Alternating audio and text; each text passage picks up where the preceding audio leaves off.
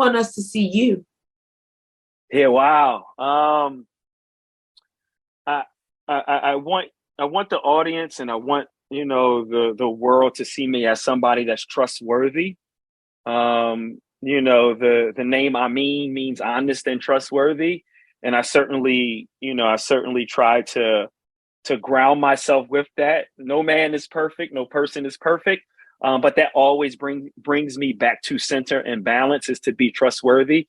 Again, I want to role model that character because it's been something that has been important to me. And then in the moments where those things are off center, like I want to be, I want to be seen as somebody who's able to restore myself when I'm not in balance, like be accountable to that. And then also like help others, restore when there's an imbalance.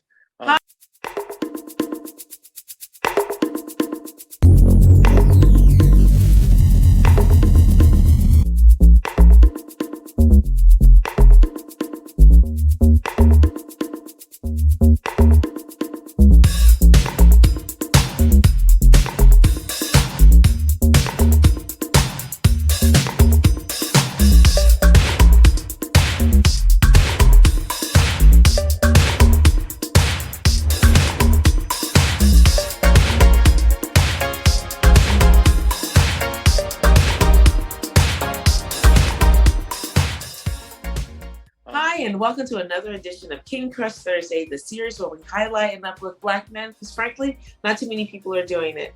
My name is Val Gay, and I'm super excited to bring this brother to you today. He is a father, mentor, leader, coach, and in a newly designed role is the Chief Mission Officer for the Philadelphia Youth Basketball. So please welcome Mr. Ameen Akbar. Hi, Ameen. Hey Val, how are you? Good to be here with you all and your audience today. I'm excited. Thank you. Thank you so much for being here. Excited to have you here. And as you know, we are using this platform to build a repository of 6 questions. And in phase 1, on our way to 100 answers. It actually may be a little bit more than 100. Yay! Yeah, that's good. Of positive answers, of answers by positive and successful Black men, with the goal of stretching the myopic narrative that currently exists around Black men in our society. And ultimately, the goal is for a young king who may or may not have positive Black male role models to come to this repository, see these same 6 questions, and see 100 different answers, and hopefully find guidance there. And then for the rest of us who are neither Black or even male, to also come to the same repository and get some guidance and get a better understanding of this often maligned and narrowly defined group. And so I'm so glad that you're here to participate and to contribute to the repository. And so I'm going to get started with question 1, which is, what does manhood mean to you?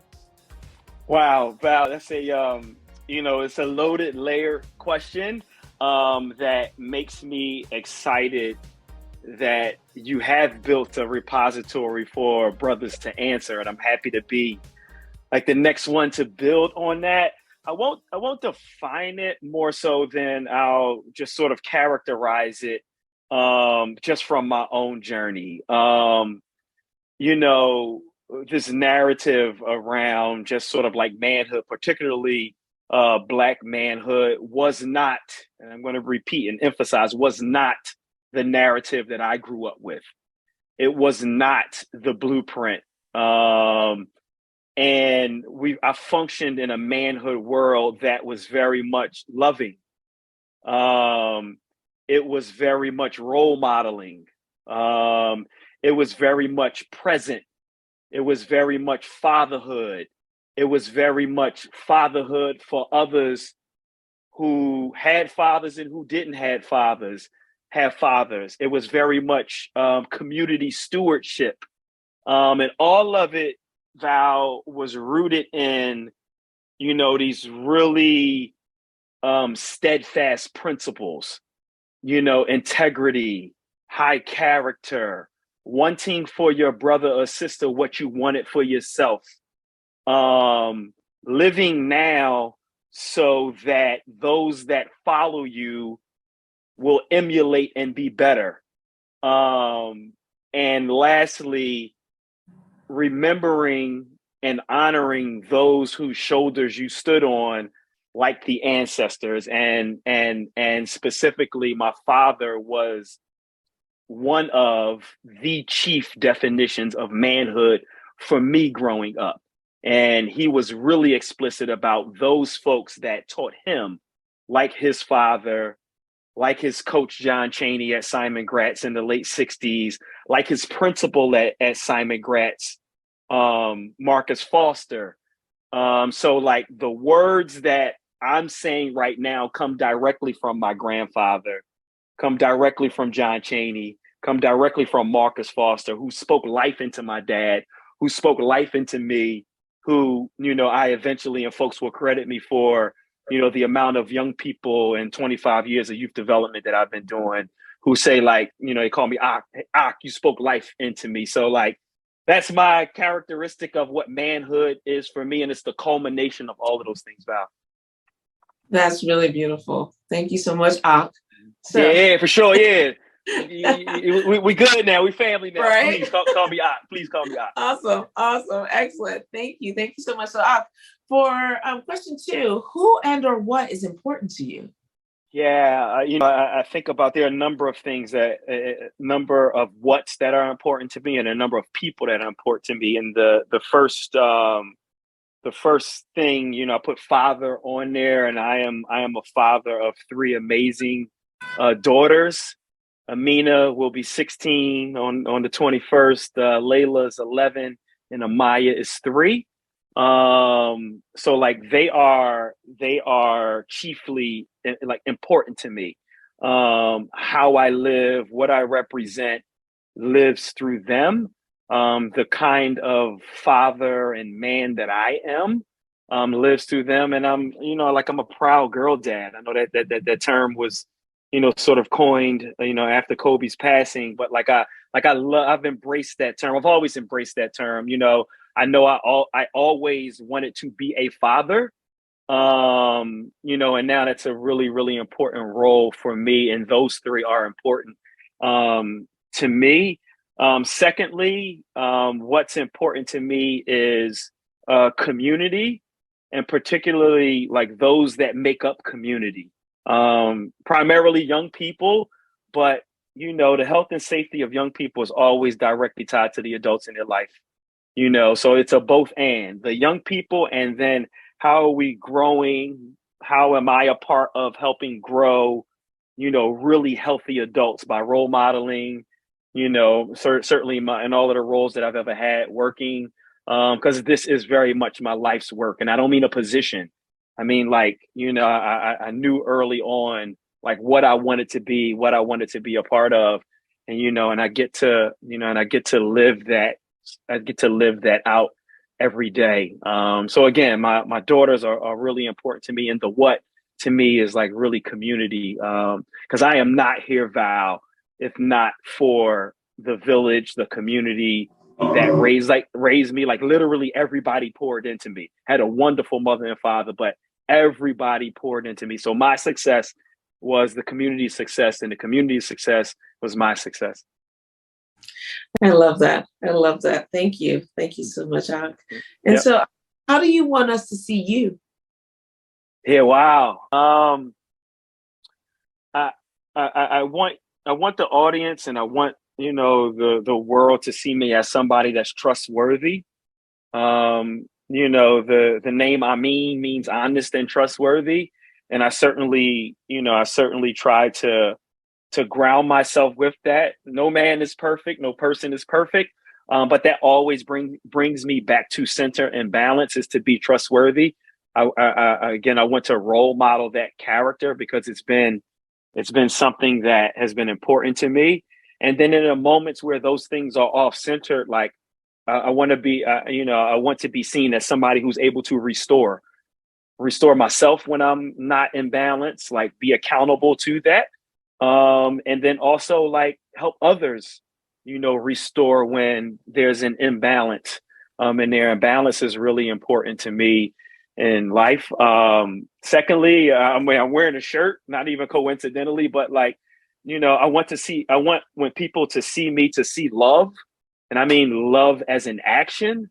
And I'm not, I've never been afraid to use it. I know it's internally driven me in my life and in my work. I didn't often have the language for it, but I'd say the older that I've gotten, I've stepped into what has felt naturally, spiritually, for me. And I want people to see love. I want people to see like, oh, I can attach a piece of that. I want to link and be in concert with others that exude love. So those are really the two things that, like, when people see me, I want them to see that, and I want them to feel that as equally as important as you see it. Wow, that's awesome. Excellent. Excellent. Thank you so much. So question 4 is, what is your epic dream? Wow. That's a loaded one. There's a couple of things that I have more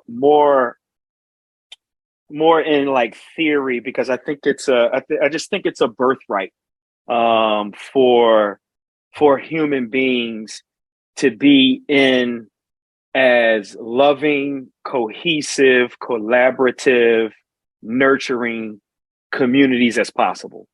And you can broaden the definition of community. I mean, family. I mean, close relationships. I mean, just in how we approach each other. And I mean, really, like, in theory, what that village concept is. And we all play a role in being recipients of that and building that. So, like, my epic dream, I almost sometimes, like, in the utopia, like, get mad when it's like, yo, like, why don't we have that? I almost get indignant. Like, why don't we have that? I understand why we don't, but like, to try to work at, again, being a steward and building that is like my epic dream. And I mean, every young person, every adult, every community member, is recognized and a part of somebody who recognizes their authenticity, their identities, the things that they care about, and it's nurtured, and it works cohesively. And then secondly, an epic dream I had that I think I'm becoming a part of in my new role at Philadelphia Youth Basketball is like that village that I just described. Like, we're building 100,000 square foot facility on Wissahickon Avenue in Nicetown that is so much more than basketball, and basketball is the hook. Like, we have 7 basketball courts, a financial empowerment engine for the community, have the idea of co-locating a school partner there, a mental and physical wellness oasis, a digital media lab for young folks, a youth leadership lab, this sort of ecosystem of partners, a workforce generator that is like, I think what is going to be, I know what is going to be a campus like nestled in, the community that reminds me of this village that I'm talking about, that services young people from ages 3 all the way to young adults to 26, that services moms, dads, aunts, uncles, every level, every profession, that, like, it reminds me of what really good community is. So, like, that's an epic dream, but like sometimes dreams are like these nebulous things. Like, I'm a part of a team of people in a community of people that's helping to make that dream a reality, to be on a campus and in a center that's open from 6, 7 o'clock in the morning all the way to midnight, that's creating a healthy, safe, mentally, emotionally, physically nurturing space for the entire community. So, like, there's the dream of the, like I said, the village and nurturing, and like, we're trying to replicate some of that in a center and campus at Philadelphia Youth Basketball. That's amazing. That is really absolutely amazing. Wow. Thank you. Thank you so much. You're welcome. Yep. So, much like your other King Crush predecessors, you have been answering question number 5 all along implicitly, but I'm going to ask you explicitly, Mr. Ameen Akbar. Yeah. Who are you? You know, I want to give pause and think about, you know, answering that, and because the pause is really, you know, me reflecting back on all of these years that has helped me define who I am. And also the pause is a bit of me trying to look forward to say, like, okay, who do I want to be? You know, in every space that I've ever been, you know, with young people as a coach, certainly, you know, almost a decade and a half at Youthville Philadelphia Charter School I spent, you know, with young people, we would always ask, and I would always ask, like, who was I? Who am I now? And who do I want to become? And that was like the daily theme. And I try to think about that. So, you know, I answer that like, you know, like who I was or what's part of, you know, building me is like, you know, this only child that wanted to be with others, like a yearning, you know, for that. That also appreciates like being alone and processing and thinking, right? So I lived in that, like, the duality of like wanting to be with people and then also wanting to, you know, process, because there were so many things that the world was throwing at me, and throws at, you know, Black men so much that we don't have time to process. But there was a yearning for me. And I know there's a yearning of Black men. Anytime I get together with my brothers, you know, folks that I grew up with, some of my predecessors that were on, you know, here, some of my OGs, there's always this embracing that is powerful. You know, so like, you know, I would describe like who I was and emerging to as, again, wanting to be in space in community with others, and also needing time to process all of the things that the world was throwing at me and those that look like me, growing up. You know, like who am I now, really, really explicitly. You know, I talked about like fatherhood being really important, and being a role model is important. You know, there are technical things about all of our careers, but like I lead with trying to be the best role model. And being the best role model does not mean perfect. It means like, you know, we had this tag being like authentic. You know, there's parts of me that hurt. There are parts of me that heals.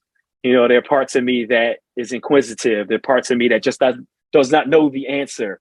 You know, and I try to replicate and model that. And then vow like who I want to become. You know, I want to become deeper, more layered, more nuanced, to be able to, you know, be a better role model. I want to learn more, so I can help myself and others tackle the challenges that, you know, certainly face us in this world. In particular, my life has been here in Philadelphia, and I want to be a model of holistic healing. You know, and represent that, you know, what that is. I want to be a model of joy, and express that and ooze that. And I want to become more of a warrior, champion, staunch defendant of of our young people, of Black folks, of Black men, even louder the older that I get. Wow. Wow, that's awesome. I don't think anyone's ever answered that question like that. Thank you. Thank you so much for that. I appreciate that. Yeah. So here we are already at question 6. Which is there anything that I should have asked you that I didn't ask you, or you wanted me to ask you that I didn't ask you? In other words, what did I miss? Wow. You know, Val, this is hard, you know, to answer, because, you know, the conversation is where these things, you know, typically uncover. Part of me wants to go with like, you know, like the work that I've been situated in for, you know, 20, 25 years in youth development, education. Part of me wants to go with like, man, I just really want to describe just like the beauty of who our young people are in this city. because I've experienced that. Part of me wants to talk about like that lineage, which I think naturally situates like, I want you to know, and I want audience to know, and those young brothers that will eventually hear this, and even the old heads. Like I get called old head now, which is like a term of endearment. Like I love it. Like some of those early young folks that I work with, they're now in their mid-30s. I'll be 46 this year, and like that's a badge of honor. And I'm gonna always be intentional around like, listen, like young brothers and old heads, we don't live in a vacuum, right? And it is not just cliche to be like, here are the shoulders that we're standing on, and then to name them. Like I'm a firm believer, which is why I said my father's name is Skip, which is why I uplift his name and the names of John Chaney and Marcus Foster, because they influenced somebody who was impactful to me. And I'll name those folks who credit me as their mentor, the Isaiah Thomases of the world, who played for me at Penn State Abington when I was his basketball coach. And he pulled me out of basketball retirement. And I coach with him at Sankofa now. The Tyreek Gasses of the world, who was a student of mine at Youth Build, who's now a teacher in the Philadelphia public school system. So like, I don't know if I'm answering your question, but I want to be real intentional that we don't live in a vacuum. We don't do this alone, which is why I love the idea of the repository that we all get to tap into. When I scrolled up that list, like some of my favorite people were on that, like Ron Walker is like my OG, and I met Mr. Walker several years ago, and the work that he does at Kozbach, where I've been several times and brought students there. I know Jawan, his brother played for me at Penn State Abington, Tone Bennett, so like it's those things that I want folks to know, like, if you receive this, like you don't live in a vacuum.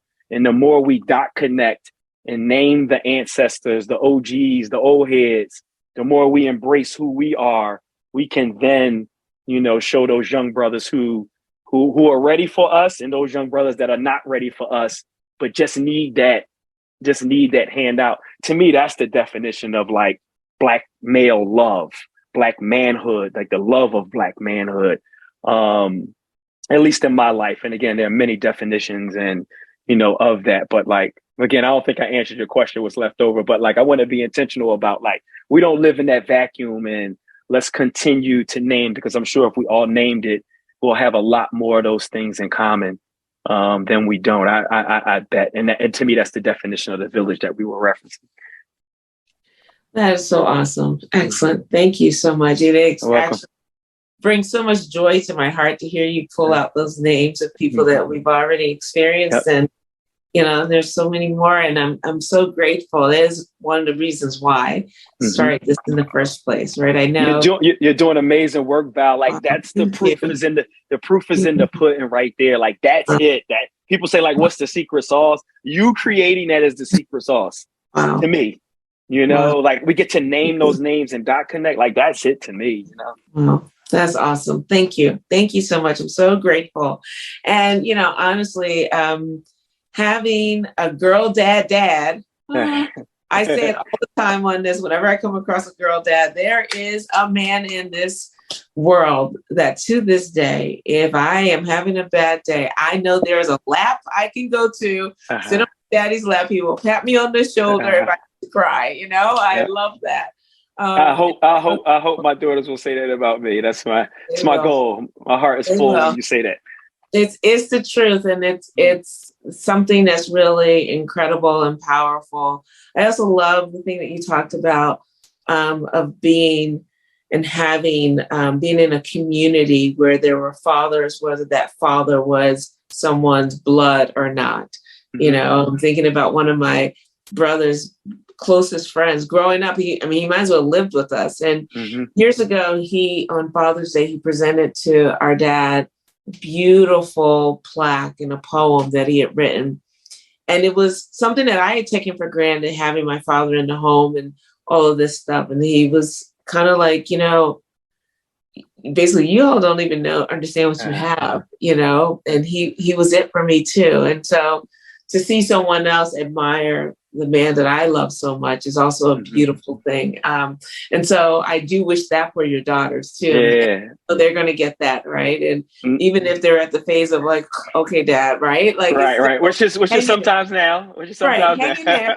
Hang in there. It'll get better. It'll get better. I'll weather that proverbial storm. Yeah. But yeah, similarly to your brother, like, there's a group of, there's a core group of us that grew up together, some through the neighborhood, some through basketball, and like, we are still brothers. We called each other brothers, I mean, it makes me also think about one thing too, Val, that I did not add.